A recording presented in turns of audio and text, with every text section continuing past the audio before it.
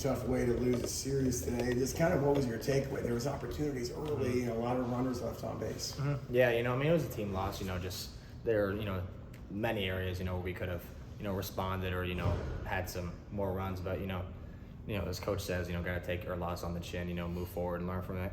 That's the beautiful thing. We have a lot of talent. We've been blessed with a lot of gifts and our coaching staff, they're going to dissect it. So, we can definitely make the adjustments moving forward. Yeah, the left on base, how frustrating is that? Multiple. Yeah, that's, guys on base whenever you hit, that's some fun, and so, you always want to get them in, but, we weren't able to execute that today, but, we got to learn from it. You did get home with your first at-bat there. You got the RBI, and then you got home on the wild pitch to tie things up. Just what were you seeing there at that at-bat? Yeah, just trying to go out there and, do my job.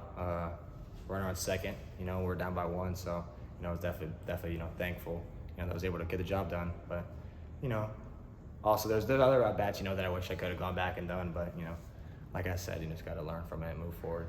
Coming off a big weekend in Provo last week, winning the series, and you want to protect your own turf, obviously. So not being able to do that, what's kind of the feeling in the dugout? Letting the series slip away to Houston. Yeah, that's tough. Especially coming home. It's we love playing here. Fans are great.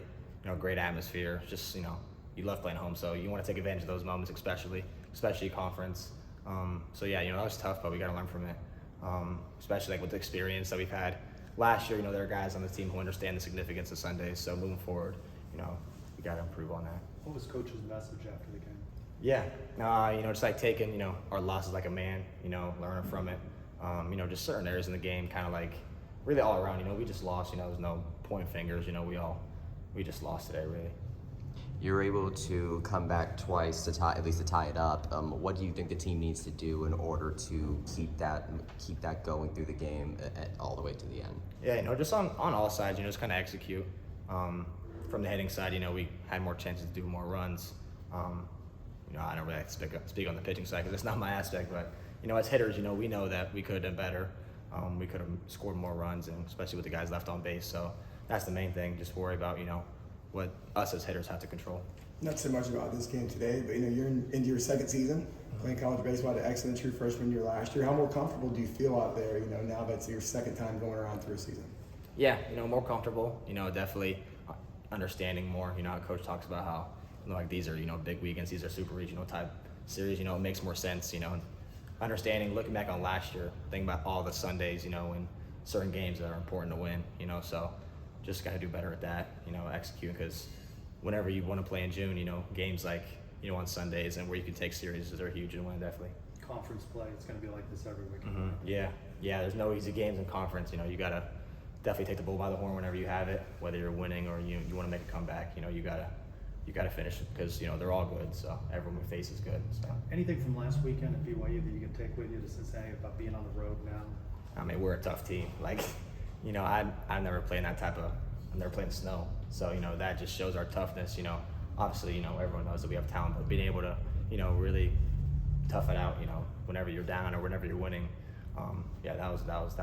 that showed our toughness for sure, I would say. Maybe a better weather report in Cincinnati next weekend?